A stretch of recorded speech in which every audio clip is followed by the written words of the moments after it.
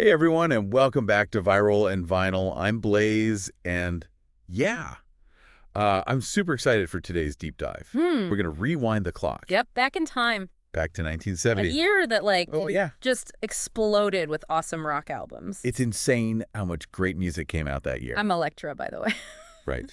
I should have mentioned that earlier. Nice to meet you all out there in podcast land. So yeah, if you're into music history or just like discovering new sounds, you're going to love this one. We're digging into Radio X's 25 best classic rock albums of 1970. And it is a seriously impressive list. Before we jump in, I got to ask, do you have a favorite album from 1970? Drop it in the comments. We want to know what you're thinking. All right, so 1970, really pivotal year. Definitely. Kind of marked the end of the 60s, this decade of massive cultural change. Oh, yeah. And, those ripples, they were definitely felt in the music scene. Sure. Rock was evolving, becoming more experimental, more personal. More everything. More everything, really. And that's what's so cool about this list from Radio X. Right. It's not just one kind of rock. It's psychedelic. It's folk heavy metal is starting to come up. Prog rock is getting super intricate. Oh, yeah. Even some early punk sounds in there. It's mind-blowing. Sounds like the whole genre was exploding in different directions. Let's break down these subgenres a bit for anyone who might not be as familiar. Sounds good. So, psychedelic rock. Like? Think Jimi Hendrix. Okay. All about pushing those sonic boundaries. Lots of effects creating these otherworldly soundscapes. Then you've got folk rock. Yeah. Like Crosby, Stills, Nash and Young. Right. Blending those acoustic vibes with rock instrumentation. And often tackling those social and political issues of the day. Absolutely. Okay, so then you've got heavy metal coming onto the scene. Yeah, this is Black Sabbath's territory. Thick, heavy riffs. Distorted guitars. This darker, heavier sound. Reflecting some of the anxieties of the time, I think. And then there's prog rock getting super interesting. Yeah. Bands like King Crimson were just pushing musical complexity. Longer songs. Odd time signatures. Classical influences. Jazz influences. A whole other world. Yeah, and then there's proto-punk. Right. The Stooges. Just raw, stripped down, high-energy rock. Yeah, the precursor to the whole punk explosion later in the 70s. So we've got this crazy mix of subgenres. We do. And then you throw in the fact that some of the biggest names in music dropped albums in 1970. Oh, yeah. Beatles. Jimi Hendrix. Led Zeppelin. David Bowie. It's wild. It really is. How could you even keep up with all this amazing music coming out? And sometimes it's those big iconic names that can overshadow some truly incredible music. Oh, yeah, for sure. There always is hidden gems. Let's talk about a few albums on this list. Okay. That maybe aren't household names, but really deserve a listen. I'm all ears. Where should we start? Whoa. Syd Barrett, the original frontman of Pink Floyd. Yeah. He released a solo album in 1970 called The Madcap Laughs. Okay. Psychedelic rock, but with this really unique, almost childlike, whimsical quality. Interesting. Sadly, Barrett was struggling with mental health issues at the time, and the album kind of reflects that in a really raw and personal way. It's beautiful, but also kind of heartbreaking. Wow. So not just incredible music, but also a glimpse into a really specific moment in time. Yeah. And this artist struggles. Right. That makes it even more compelling. For sure. What else you got? Another hidden gem is In the Wake of Poseidon by King Crimson. King Crimson, okay. This is prog rock at its finest, full of these complex arrangements and these extended instrumental passages. I can imagine. But what's really interesting here is how they manage to be both technically brilliant and incredibly emotional. At the same time. Yeah, it's not just showing off. It's like telling a story through the music. I need to hear this. It's interesting, too, because I think sometimes people hear prog rock and they think, oh, it's just musicians showing off their chops. Right. Look what I can do. But you're saying King Crimson brought this emotional depth to it. Absolutely. Which makes it way more appealing to me. Exactly. It's not just complexity for complexity's sake. Right. It's about using that complexity to create something truly moving. I like that. All right. So speaking of iconic moments, we can't gloss over the fact that 1970 marked the official end of the Beatles. Right. Let It Be. Their final studio album was actually released that year. Okay. But here's a twist. Uh-oh. It was mostly recorded before Abbey Road. Wait, seriously? So Let It Be was the last breath of the band? Yeah, but not the last thing they actually recorded together. That's crazy. Why was it released later? Lots of creative differences. Oh, I bet. Tensions within the band. Yeah. The project got shelved for a while. Right. It's a bit ironic that their final album is actually this collection of raw, unfinished recordings, almost like a fly-on-the-wall view of the band falling apart. You're like getting a glimpse behind the curtain, seeing the cracks before the final break. And to make things even more dramatic, Paul McCartney released his first solo album. The same year. 1970 was a wild year for Beatles fans. The bittersweet year, for sure. The end of an era, but also the beginning of some incredible solo careers. So imagine you're a Beatles fan in 1970. What's hitting you harder? The sadness of the breakup or the excitement of all this new solo material? Right. What do you think our listeners would have felt? Share your thoughts in the comments. We're about to dig into some more albums from this incredible year, so stick around. It's going to be a wild ride. All right, music lovers, ready for more sonic adventures from 1970. We've only just scratched the surface of this incredible year in rock history. My ears are ready. We talked about the end of the Beatles, Right. But 1970 also saw individual members launching solo careers. Yeah? Let's talk about George Harrison's triple album, All Things Must Pass. I mean, a triple album, Yeah. that's a statement. It really is. Yeah. And it's full of these incredible songs that Harrison had written while he was still with the Beatles. Oh, wow. Imagine being a songwriter of his caliber, but you're in a band with Lennon and McCartney. Right. Some of your material is just not going to make the cut. Man, talk about being in the shadow of giants. Right. So he unleashes all this pent-up creativity on All Things Must Pass. What's the overall vibe?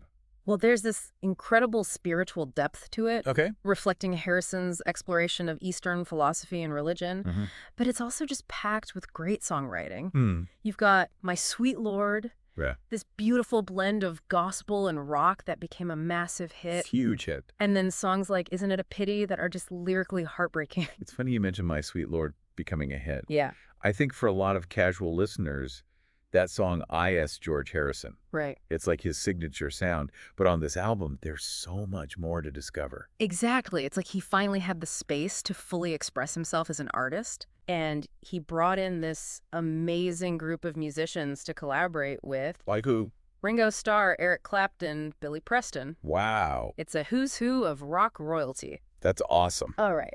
Okay. That's definitely going on my list. Speaking of musical royalty, we can't forget about John Lennon's first real solo album after the Beatles. Yeah. John Lennon Plastic Ono Band.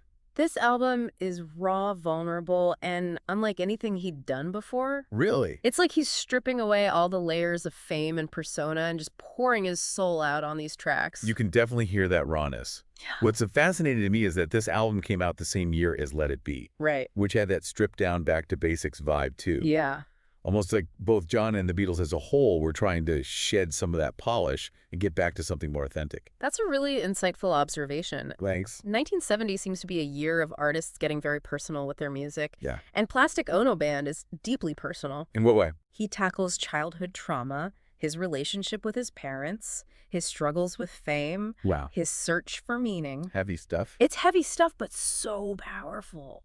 It's definitely not an easy listen, but I can see why it's considered such an important album. He's not holding anything back. Yeah. And, while we're talking about artists exploring deeper themes, Yeah. Neil Young also released his third solo album after the gold rush in 1970. Okay. After the Gold Rush. Oh. I've heard of this one. What's so special about it? This album is a perfect example of Young's ability to blend folk rock and country influences into something uniquely his own. Yeah, he definitely has that signature sound. It's got this melancholic, almost haunting quality that draws you in. I love that description, haunting. Yeah. It's like there's a sadness, a vulnerability Yeah. running through the entire album. Is there a specific song that captures that for you? Only Love Can Break Your Heart is a perfect example. It's this beautiful, heartbreaking ballad that just gets under your skin. But then you've got songs like Southern Man, which tackles racial injustice in the American South. Oh, wow. So there's this social commentary woven in as well. Wow. So he's covering a lot of emotional territory on this album. He is. It's interesting how some of these themes, social unrest, personal struggles, seem to be echoing across different albums from this year. Right.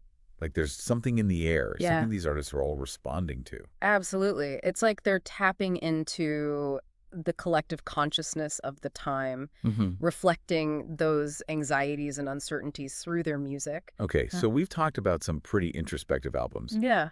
But 1970 also saw the release of some music that's just pure raw energy. Oh, yeah. I'm talking about the Stooges and their second album, Funhouse. No, this is an album that just explodes out of the speakers. Really? It's raw. It's chaotic. Hmm. It's considered one of the most important proto-punk albums ever made. I can definitely hear that punk energy in their sound. It's like they're throwing out all the rules, all the conventions, and just going for it. Exactly. It's music that's meant to be felt as much as heard. Okay. And, they recorded this album live in the studio, Oh, wow. all playing together in the same room. You can feel that live energy, that sense of spontaneity in every track. Wow. Recording it live in the studio. Yep. That's a bold move. It's like they're capturing lightning in a bottle. And, speaking of raw energy, we can't forget about Black Sabbath's Paranoid. Oh, yeah. Paranoid. This album is heavy, it's dark, and it's widely considered the blueprint for heavy metal. It's definitely not music for the faint of heart. Right. But for a generation that was grappling with the Vietnam War, Yeah. social unrest is a sense of disillusionment. This music spoke to them on a visceral level. It did. It's like Black Sabbath gave voice to those anxieties and fears. Exactly. They tapped into this darkness that was bubbling beneath the surface of society. And in doing so, they created something truly groundbreaking. So you're a teenager in 1970, feeling alienated, misunderstood, angry at the state of the world. You hear Paranoid for the first time. What do you feel? Yeah. What do you think our listeners would have felt? Tell us in the comments. We're about to dive into even more iconic albums. So don't go anywhere. All right, vinyl fans, we're back for the final stretch of our deep dive into 1970. We've covered so much ground already. I know, right? It's insane. Introspective albums, raw energy. The end of an era, the birth of new sounds. And we're not done yet. Not even close. Yeah. 1970 just kept on giving. It really did. It's amazing how these artists, even though they were creating in the same year, were exploring such diverse sounds and themes. It's like they were all feeding off this creative energy that was just buzzing in the air. Right. And speaking of creative energy, we got to talk about David Bowie. Oh, yes. His third studio album, The Man Who Sold the World, was released in 1970. Yep. And it marked a real turning point in his career. This is where Bowie starts to move away from that folky singer-songwriter sound of his earlier work and really embraces a more experimental theatrical approach. Right. I'm thinking of that iconic cover. Yeah. With Bowie lounging on a chaise lounge, wearing a dress. Such a statement. It's like he's announcing to the world, I'm not afraid to push boundaries to challenge expectations. Exactly. And the music on this album is just as bold. How so? You've got these heavy, distorted guitars, these almost operatic vocals. Wow. And lyrics that deal with identity, alienation, madness. It's a really fascinating blend of hard rock glam. And even a touch of that proto-punk energy we were talking about earlier. It's like he's taking all these different elements, throwing them in a blender, and creating something totally unique. Exactly. And, it's interesting how this album, even though it wasn't a huge commercial success at the time, it has become so influential. It has. Bands like Nirvana, the Smashing Pumpkins, they've all cited The Man Who Sold the World as an inspiration. It's a testament to Bowie's vision, his willingness to experiment and challenge the status quo. Yeah, he was always ahead of his time. Always. Speaking of artists who push boundaries, we have to talk about Derek and the Dominoes and their album Lila and Other Assorted Love Songs. Lila. This is Eric Clapton, but not the Cream era Clapton. Right. This is something different. This album is pure blues rock passion. Oh, yeah.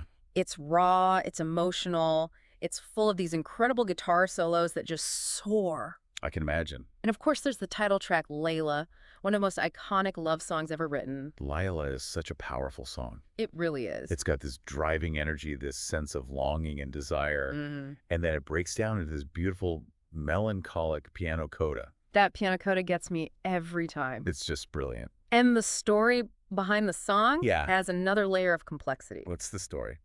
Clapton wrote it about his unrequited love for Pattie Boyd, Okay. who was married to his friend George Harrison at the time. Oh, wow. So there's this real-life drama fueling the music. Absolutely. Like you're hearing Clapton pour his heart out, his pain, his frustration into these incredible guitar solos. Right. It's no wonder this album has become such a classic. It's an album that's both timeless and deeply personal. Yeah. And, speaking of personal and introspective, Yeah. The Velvet Underground also released an album in 1970. Loaded. This was their last album to feature Lou Reed before he left the band. Loaded is a really interesting album. It is. It's got these catchy melodies, driving rhythms. Ah. But there's also this darkness, this cynicism in Reed's lyrics that sets it apart from your typical pop rock. It's an album that walks this line between accessibility and experimentation. For sure. You've got songs like Sweet Jane and Rock and Roll that have become classic rock staples. Right. But then you've got songs like New Age that are more experimental, more challenging. It's like they're trying to push the boundaries of pop music, Yeah. but without alienating their audience. It's a delicate balance, and I think they pull it off brilliantly. And you know, it's interesting to think about how Loaded fits into the larger context of 1970. We've got artists like Bowie and Clapton pushing boundaries in their own ways, exploring new sounds and themes. And then you've got the Velvet Underground, who are always pushing boundaries. But on Loaded, they're doing it within this more pop-oriented framework. It's like they're all part of this larger conversation, this musical dialogue that's happening in 1970. Yeah.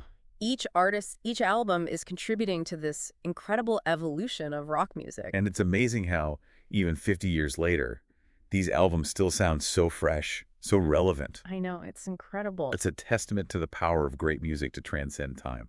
Absolutely. So to wrap things up, if you're feeling inspired to explore the music of 1970, You should be. we highly recommend checking out the full list of Radio X's 25 best classic rock albums of 1970. It's a great list. There's so much to discover, and we guarantee you'll find something that resonates with you. You- And as you listen, think about the legacy of this incredible year in music. What were the lasting impacts of 1970 on rock music? Yeah, what do you think? How did these artists shape the sounds and themes that we still hear today? Share your thoughts in the comments. We'd love to hear your perspectives. We would. Thanks for joining us on this deep dive into 1970. Until next time, keep those turntables spinning.